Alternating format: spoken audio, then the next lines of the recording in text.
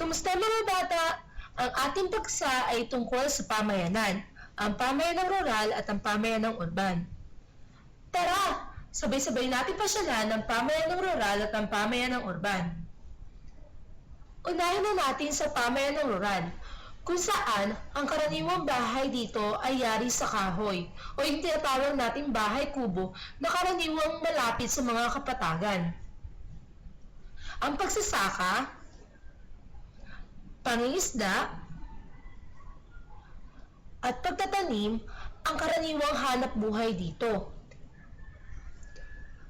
Ang mga mag-aaral dito ay simpleng nag-aaral sa ilalim ng mga puno. Karaniwang ang mga tao dito ay naglalakad dahil wala pang ganong sasakyan dito. Tara naman ngayon sa pamayanang urban, kung saan may kita natin ang iba't ibang uri ng mga gusali, tulad ng ospital,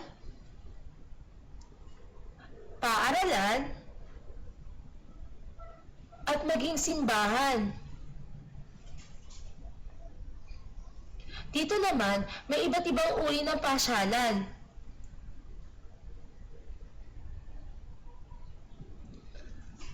May iba't ibang uri din ng mga sasakyan na ginagamit ng mga tao at may mga iba-ibang uri ng mga bahay na halos magkakadikit. Ang karaniwang hanap buhay dito ng mga tao ay ang pag-oopisina. Ngayon mga bata, saan pamayanan kayo nabibilang? Sa pamayanang rural ba? O sa pamayanang urban? Created using Powtoon.